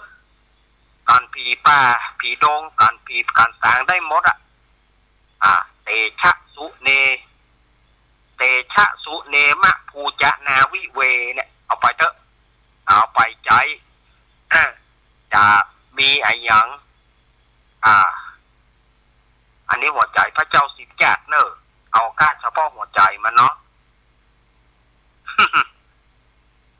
สถาญาติโยมวันนี้ก็เอามาบอกคือสถาญาติโยมได้ฟังกันว่ามันเป็นอย่างนี้เนาะอาตมาก็บ่มีอย่างจะฮื้อสถาญาติโยมบ่มีอย่างจะฮื้อสถาญาติโยมก็เลยเอาธรรมะเอาเกร็ดเล็กเกร็ดน้อยเนี่ยเอามาฮื้อสถาญาติโยมอย่างเก่งฟังแล้วสถาญาติโยมก็จะเอาไปสืบลูกสืบหลานอาจจะไปสืบบอกเปิ่นต่อไปอาตมาก็ดีใจละ สิมันได้สัก9 คน9 คนมันได้สัก8 คนมาได้8ก็มันได้7ขอให้มันได้คน2 คนก็ยังดีที่ว่าเปิ่นฟังอยู่แล้วเปิ่นจำได้ เนาะมันยังเก่งก็คือได้คน2 คนก็ยังดีได้คนก็ยังดีละ ที่เปิดจะสืบกำอู้อาตมาไปถ่ายทอดออกไปสู่ลูกสู่หลานต่อไปลูกหลานจะได้จำมันจะมีคุณค่าต่อเมื่ออาตมาตายไปบุญ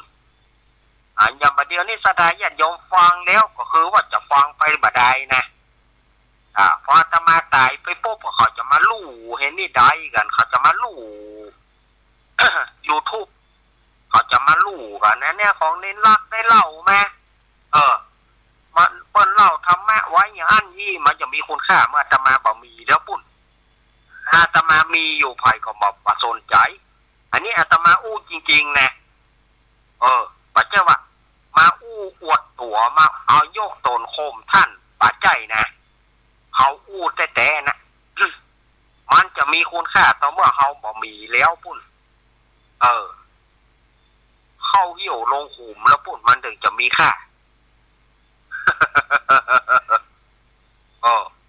เมื่อเขามีอยู่นี่ไผก็อ่านว่าเขาเป็นธรรมดา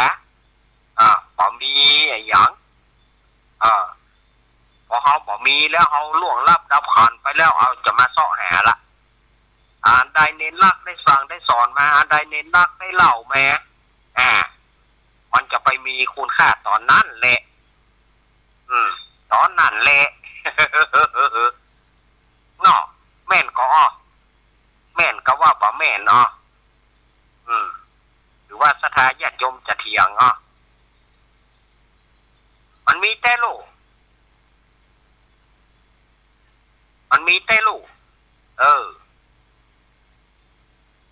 คนเฮานี่เมื่อมีอยู่นี่ไผบ่หยังก็ได้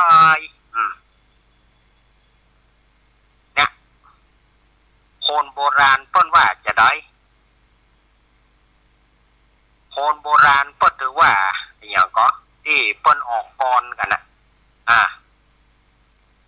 พฤษภพกาสอนอีกกุญชรอันโปรดปรนโททนเสน่ห์คงสำคัญหมายในกายมีนรชาติวังวายมาลายสิ้นทั้งอินทรีย์เสด็จทั่วสถิตทั่วทั้งชั่วดีประดับไว้ในโลกาก็คือว่าจ้างม้างัวควายเนาะพฤษภนี่ก็คือ หมายถึงพฤษภนี่หมายถึงงัวกาสอนนี่คือควายกุญชรคือจ้างม้างัวควายหมดเนี่ยเมื่อมันตายมันก็มีมีเขามีเขี้ยวงามีเขามีงาอย่างเอาไว้อันนี้เป็นสำคัญเก็บคนก็เก็บไว้แต่คนเฮาเนี่ยเมื่อตายไปแล้วเหลือก็ความชั่วความดีเท่านั้นถ้าดีเปิ้นก็อวดก็อ้างถ้าบัด ดีไปเพื่อก็เล่ากันชื่อเสียงเน่าตั้งแต่ยังบัดตายเตื้อถ้าว่าดีขึ้นไหมชื่อเสียงเขามีอยู่ถ้าดีผ่ายชื่อเขาตึงบัดเน่าเนี่ยคนโบราณว่าตายบัดเน่าเน่าบัดตายคำว่าตายบัดเน่าก็คือชื่อเสียงเขาเนี่ย จะตายไปสักเท่าไหร่แต่ชื่อเสียงเขาก็ยังมีอยู่ยกตัวอย่างพ่อครูสุรพลสมบัติเจริญป่าเดี๋ยวนี้เปิ้ลเสียชีวิตไปได้57 ปีเพลงของเปิ้ลยังมีคนต้องการแล้วก็ตำแหน่งของเปิ้ลก็ยังเป็นราชาลูกทุ่งโอ้ญาติโยมประเด็นนี้โฟนกำลังเทกระหน่ำลงเนอะที่บ้านอาตมานี่นะวัดอาตมานี่นะโฟนเทมาเนอะขอคือตกบาดายเนอะตกจะไปเอาหาลึงเบื้องบ้างมาตกก็ตกบาดายเตอะโฟนกำลังเทลงมาโฟนเทลงมา ละอ่อนมาห้องเพลงโฟนเทลงมาอย่างก็มันว่า สถาญาติโยมอันนี้ก็คือได้เอามาเล่ากันไว้ตะกี้เนาะตายปะเน่าแล้วเน่าปะตายปีนกันนะเน่าปะตายก็คือคนที่มันบดีย่ำปะตายเตื้อก็เล่ากันตึงชื่อเสียงมันเน่ามันเหม็นไปทางใดไฟก็บาใกล้บากู้บาจ๋าคนใดก็รังเกียจเดียดฉันนะเพราะว่าเน่าปะตายชื่อเสียงเน่า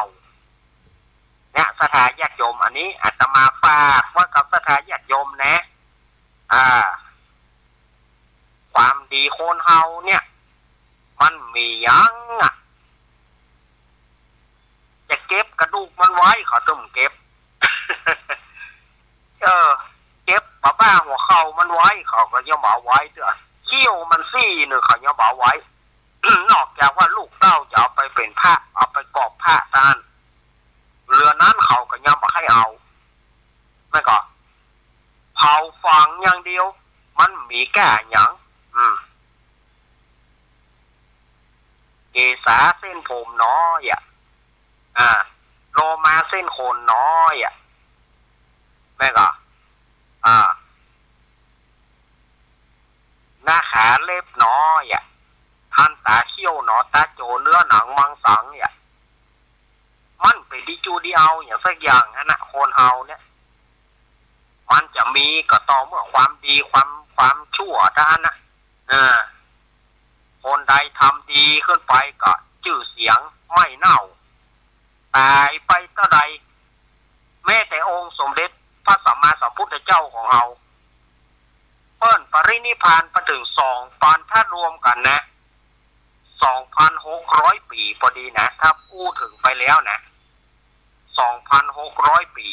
แต่ว่าชื่อเสียงเปิ้นก็ยังมีเต้าประเดียวพระพุทธเจ้าภายของพุทธเจ้าภายบริหารก็ยังเทิดทูนบุญของพุทธเจ้า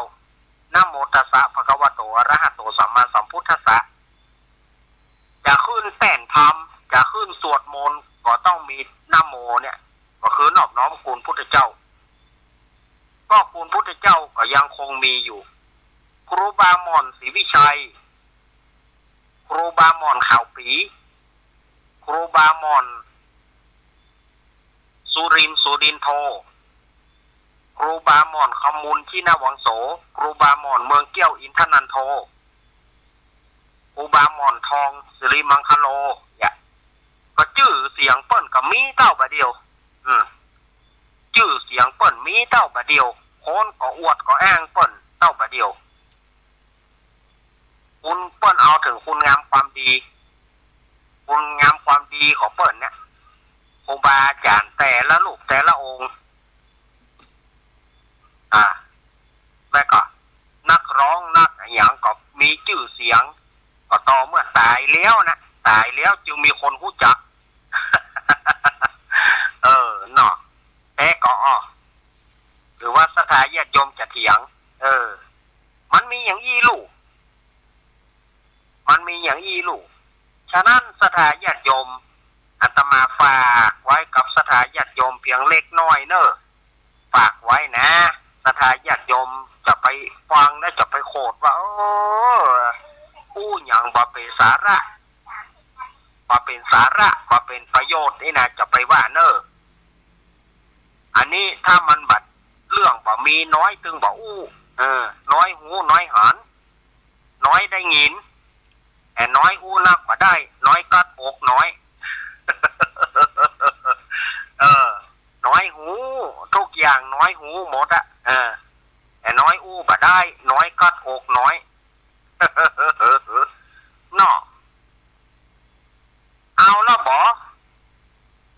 วันนี้จะเปิดสายให้นักหน่อยบอประเด็นนี้31 นาที1 ทุ่ม 31 นาทีฝนก็กำลัง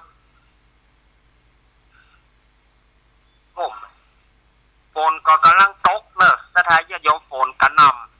ำโอ้สถานญาติโยมวันนี้นี่เป็นวันฝนแท้ๆละหน้าฝนมันมาเต็มตัวแท้ๆละตกนักแต่นะประเดี๋ยวนี้ก็ยังนักเนี่ยตามปกตินี่ที่หน้าในห้องอาตมานี่มหาบดีบอกให้ได้ยินฝนนะแต่ประเดี๋ยวได้ยินฝนนะห่างว่าตกลงมาโอ้แสดงว่ามาแถมเลี้ยวนี่ฝนเป็นเจ้าเป็นนายนี่แต่หน้าเปิ้นแต่เปิ้นบ่มีก่อกองหาเปิ้นมีกัดมาจะมาท่าไหนอันนี้จะไปเอาลมมาอันนี้จะไปเอาฟ้าแม่ฟ้าผ่ามาเยอะโอ้ลมนี่อย่างหม้อ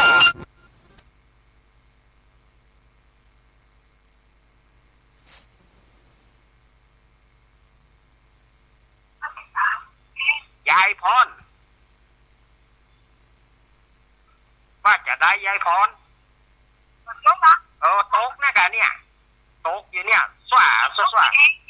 ตกแมลงนี่เมื่อเจ้านี่บ่มีมาค่ำนี่บ่ตกแต่ตกแมลงแต่กี้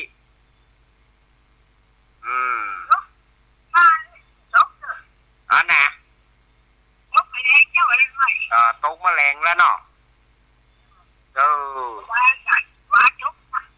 ว่าตกนักกะโอ้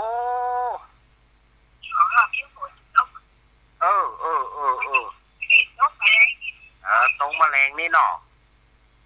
มันถึงหน้ามาแล้วเนาะแน่ว่านะเบิ้ลกลับไปขอเพลงมากะมาอยู่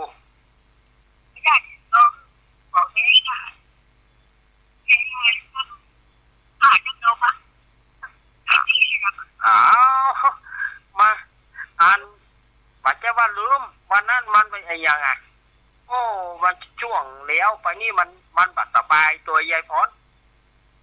ช่วงเลี้ยวไปนี่นะมันบัดสบายตัวขอโทษโดยยินดียายพรกันเด้อยายพรร้องวัวแดงสันกำแพงเชียงใหม่โทรมาสายแรกเลยเนาะโต๊ะครัวก็ล้วนอาบน้ำมา083-761-1775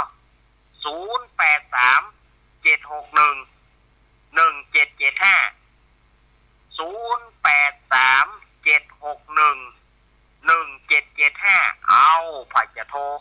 อาตมาตอนนี้โทรมาเลยอย่าเริญปอนกลับมาจากเจ้า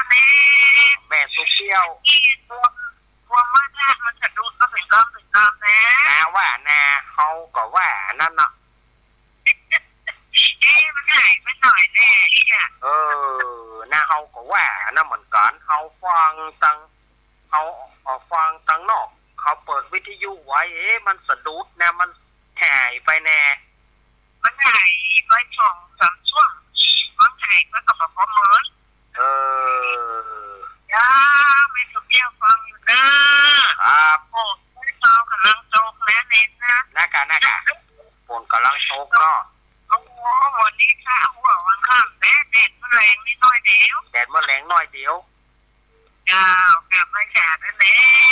แฉะดูแม่สุเกี้ยวเนอะครับยัง ราพรศรีเตี้ยเมสุเสียงเปิ้นถึงหวานตลอดเวลาเจริญพรมาตรการครับส่งแฟนพันธ์แท้ครับมาละพี่ไอแฟนพันธ์แท้โอ้ท่านออกอาทิตย์นี้ออกนักเลยเนาะเนี่ยไดมันก็จะนี่ก็ครับเนาะช่วยได้เงินเดือนด้วยเนาะ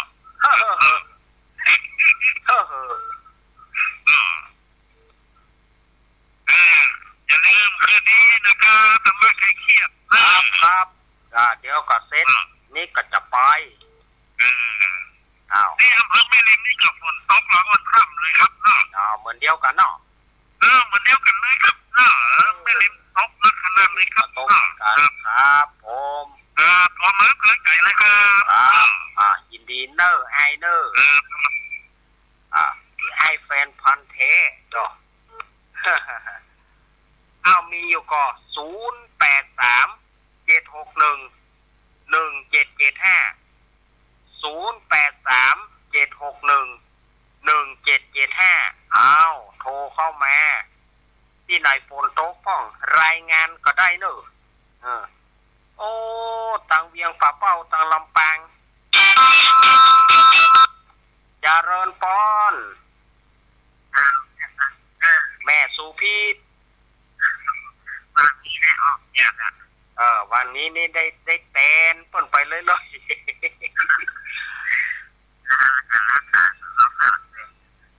ขอบคุณแม่นะที่ใครจะออกแล้วจ้ะคืนนี้ก็ไปออกตามเดิมแม่ไปไหนครับถ้าตานก็แม่ถ้าปัตตานก็บอกว่ากันเนาะแม่เนาะเพราะว่าวันแม่ก็ได้ไปประจำครับช่วยกันไปซ้อมกันไปครับแม่สุพิษครับแม่สุพิษแม่ย่อยสันทรายมาลันเดอร์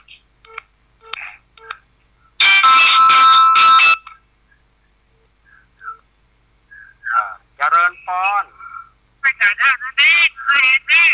ครับแม่เพนต้องไปทำเป็นนิสัยฝนตกอย่างงามแม่เด่นแน่แล้วหน้ากากฝนตกแน่นะคะอยากแล้วก็ฟ้ามาห้องกับใครด้วยเนาะน่าฟ้ามาห้องยาวแขวนน้อยตั้งแต่ของเองนี่โอ้ยอยากให้จ่ายได้ยินดีเด้อขอบคุณแม่เพนขอบคุณแม่เพนชีวิตเจริญพรไปจ้าลูกเล็กมาให้เด้ออุ้ยเฮือนยินดีเด้ออุ้ยเฮือนวันนี้ฝนตกก็ตั้งพุ่นหน้าตั้งวังเหนือตกอยู่เนาะอุ้ยเฮือนนี่เป็นฟังตลอดเลยเนาะอุ้ยเฮือนเนาะยินดีนะยินดีนักเนอะเจ้ายินดีอุ้ยเฮือนเนอะแม่อุ้ยเฮือนมาละลำปางมาหนึ่งลำปางมาหนึ่งสายละแม่อุ้ยเฮือนกดวางคือจิมอุ้ยเฮือนขอบคุณอีกอะกดวางคือจิม08375เจริญพรเจ้าไอ้สาเจ้าอยู่ในเจ้าฟังอยู่เนาะเจ้าบ้านยงกับตกเลยเจ้าอันแม่นิเวศกะเจ้าแม่นิเวศเนาะแม่นิเวศบ้านหนองแหวนแต่เจ้าโอ้ไก่แด่เจ้าฟังชัดเจนอยู่เด้อชัดเจนเนาะเจ้ายินดีไอ้แม่เฮ้ยเจ้าฟังถ้าตีวิญญาณไม่เลยพวกโยมเป็นละอ่อนโยมก็เคยอ่านหนังสือเหมือนกันนะเจ้าเคยได้อ่านเนาะเจ้าที่พอเราไปแจกถูกไหมจะแจกคิดเมื่อแจกอย่างนี้นะเอาไปซับป้าเจ้า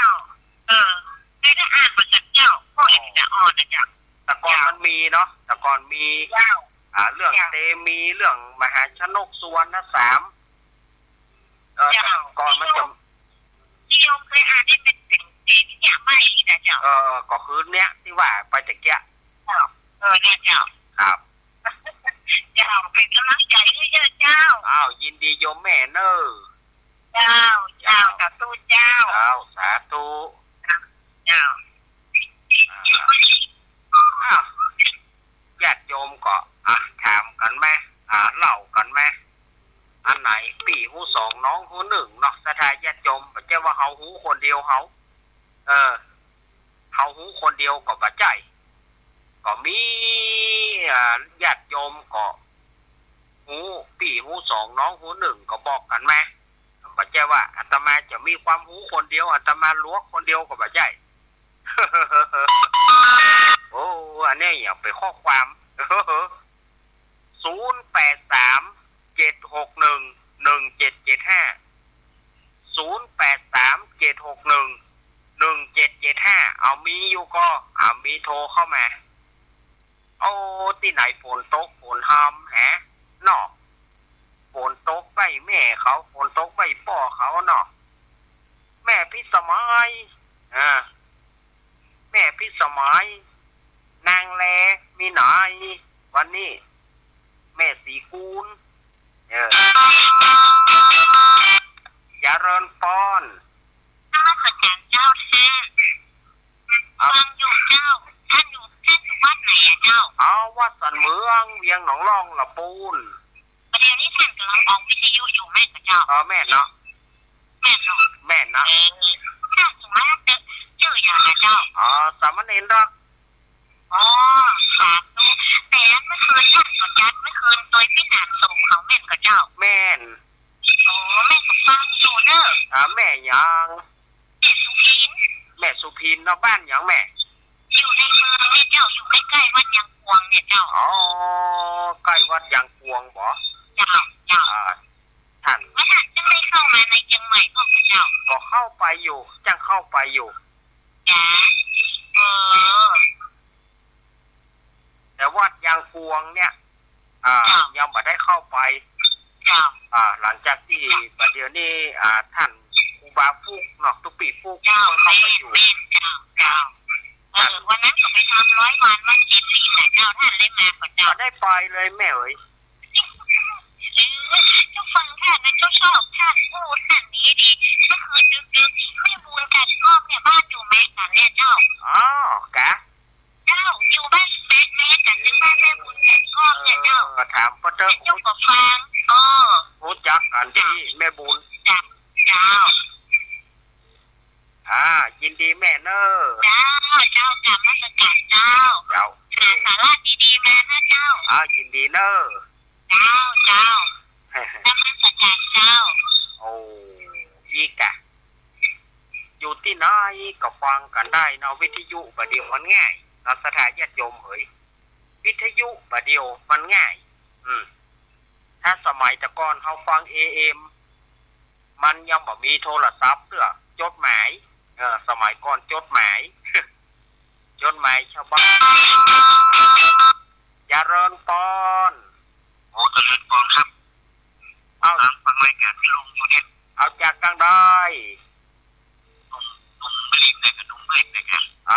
หนุ่มมืดแน่นอนครับอันนั้นก็ลุงฟังรายการที่ลุงเลยเนี่ยอันฝนตกเนี่ยก็ลุงเนี่ยฝนตกนะนี่กระตกเหมือนกันนะแต่บอกว่าหยุดหรือยังต้องค่ากี่คะแนนก็ลุงเนี่ยต้องค่าใหญ่โตก็ออกมาในวันนี้นะอันกี่เนี่ยก็ลุงเนี่ยน้องมาแข่งเล่นกันลุงเนี่ยผมไปแล้วเนี่ยขอบคุณน้องมาสลิดนะครับหนุ่มแม่ริมนี่ก็วันนี้แม่ริมกับเชียงใหม่ครับพี่ครับดีเนอร์วันนี้ฝนก็มากันหลายเนอะวันนี้นะวันนี้ตังลำปางมาก็ไม่อุ้ยเฮือนนอกเวลาทำตัวใดนี่ฮะ เอาเวลาแหมนักอยู่เนอะเอาโทรเข้ามา0837611775เนาะศรัทธาญาติโยมโทรเข้ามาเนอะโทรเข้ามา0837611775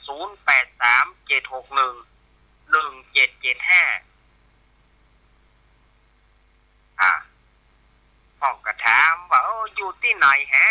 อินเนาะอาตมาอยู่เพนเดอร์สันเมืองเวียงหนองล่องไม่ใช่สันเมืองแม่ริมนะสันเมืองเวียงหนองล่องลำปูนถ้าอู้ถึงสันเมืองมันมีหลายที่เจริญปอน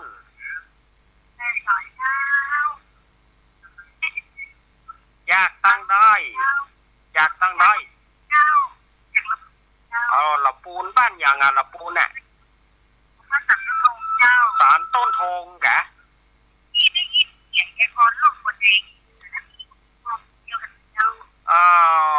ยายพรนะ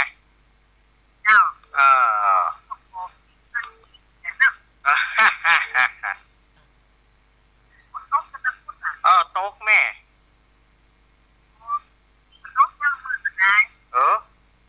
เอากอก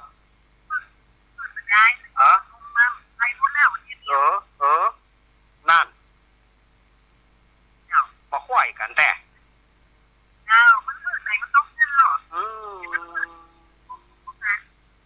สันต้นทงนะแม่ชื่อแม่ยังถ้าจะได้ก็มาเหี่ยวมาแหวงกันพ่อเนอมีโอกาสก็มาเนออันปอยหลวงเนอปอยหลวง56ธันวาเนอสันเมืองเวียงหนองล่องหูจักกัดติดก็กันได้กะ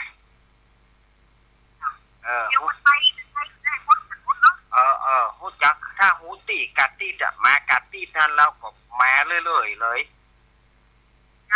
ปอยหลวงเนอ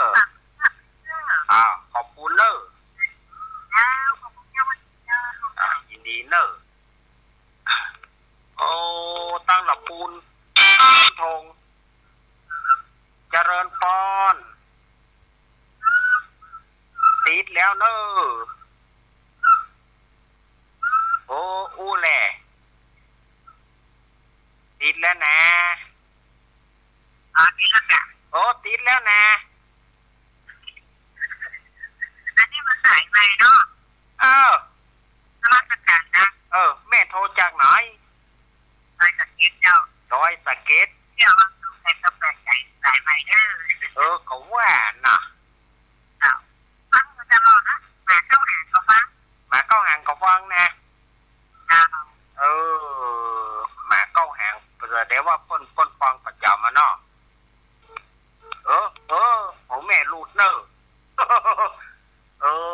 หอยแม่ลูดเนอประธานได้ถามชื่อภาษากรรมใส่แม่ลูดไปอ่ะว่ะคำเดียวต่อจากรายการอาตมาก็จะเป็นรายการของท่านอาจารย์ท่านพระครูปริยัติรัตนโชติบ้านห้องกูหรือว่าท่านมหาเสาเกี้ยวก็เดียวท่านอาจารย์มหาเสาเกี้ยวจะได้ปาหลอนมาสวดธรรมจักรกันเนอใกล้วันพระวันศีล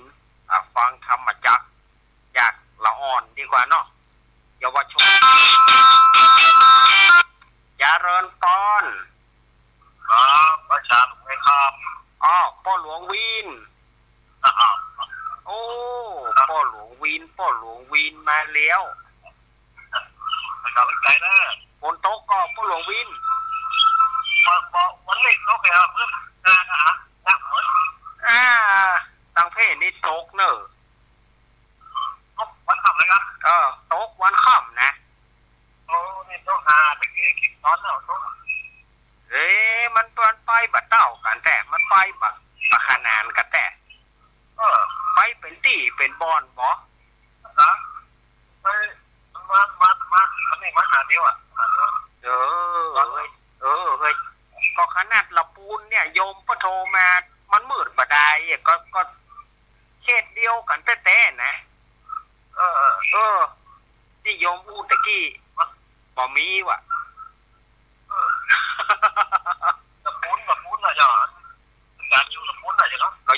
นนั่นเนาะก็เขตปัจจัยหาไกลกับจางนี่ในเมืองน่ะเพราะเขาว่ามันมีว่ะมีมืดบดายว่ะนั่นลูกสองวัดตะวันตรงไหนอ๋ครับยินดีพ่อหลวงวินเนอร์หลวงวินพ่อหลวงวินขอบคุณเนอร์พ่อหลวงวินสันคิเล็กอย่าเริญพร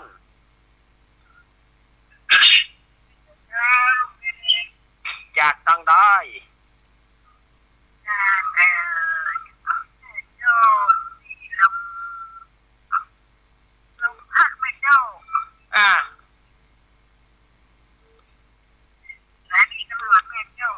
อ๋อกะ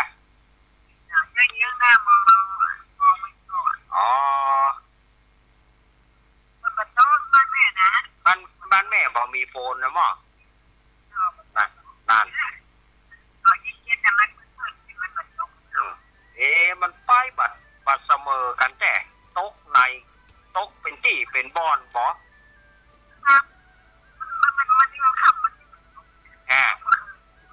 อันนี้มันตกมาตั้งแต่วันนี้นะตั้งแต่9 โมงจนถึงบ่าย 3นะแล้วมากระแดดไปกำหนึ่งประเด็นนี่มาแถมประเด็นนี่ท่านน่าจะหยุดละขณะนี้เวลา 1:52 นาที อ้าวยินดีแม่เนอแม่อยู่แม่โจว่าจะมาโทรแล้วโอ๊ตมาได้บออ้าวโทรมาเตอร์เนอร์โทรไปเนี่ยมันมีความสบายใจบอรับสบายไร้กังวลเอายินดีเนอร์เจ้ายินดีเนอร์สาธุอ้าวอาตมาขอแหมสายเดียวเนอร์สุดท้ายที่เปิ่นแมนมานี่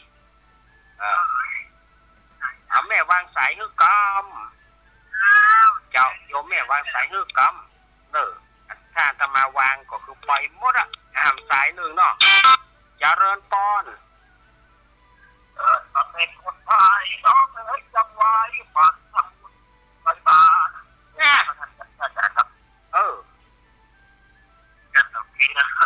สารปีเนาะครับผมปะโต๊ะเลยผมเป็นเจ้าครับปะโต๊ะเหมือนกันครับผูกวัคซีนหรือเปล่าผูกวัคซีนแล้วนะครับกำเข้ามางานใส่บาตรครับเอายินดีโยมเนอะเป็นสายแรกนะครับโทรสายแล้วโทรครั้งแรกน้องใหม่เนาะเอายินดีโยมเนอะอย่าเอาอันนี้หมดเวลาแต่ละก็อาตมาภาพก็ใจเวลานี้ก็หันว่าพอสมควรแก่การเวลาอาตมาภาพจะได้นำรายการอำลาจากศรัทธาญาติโยมก่อนวันนี้ก็อาตมาจะพักสักเมื่อกันเนอะประมาณบัด3 ทุ่มกับ4 ทุ่มอาตมาจะเข้ารายการธรรมะคลายเครียดทำกรรมหนึ่งอาจจะเป็นหลัง4 ทุ่มปุ่นนะอาตมาจะได้พักส่งน้ำมาอย่างก่อนเพื่อส่งน้ำส่งท่าเพื่อพักผ่อนกิจกรรมน่าจะ4 ทุ่มว่าอาตมาจะเข้ารายการธรรมะคลายเครียดทำกรรมหนึ่งเนาะประมาณ4 ทุ่มแน่นะถ้าวันนี้อาตมาผิดอย่างไปอย่างไปบัดทุกอกทุกใจขอสุมาอภัยกับศรัทธาญาติโยมเนอะขอบคุณทุกสถานีขอบคุณทุกเสียงทุกสายขอบคุณเจและเจ้าหน้าที่ทุกสถานีขอบคุณท่านนักๆเนอะวันพรุ่งนี้ปะอาตมาใหม่ตี 3 ถึงตี 4 เกิงวันพรุ่งนี้ก็ปะกันตี 3 ถึงตี 4 เกิงรายการซัพเพเหระปกิณกะธรรมะค่อนรุ่งใกล้แจ้งแสงธรรมเสียงธรรมแสงทองวันพรุ่งก้อยปะกันทำกรรมเนาะวันนี้ขอความผาสุกความเจริญจะมีแก่ศรัทธาญาติโยมเนอะอยู่ดีกินหวานต้านต้อมเหมือนกับจุผู้จุคนเนอะอายุวันโนสุขังพลัง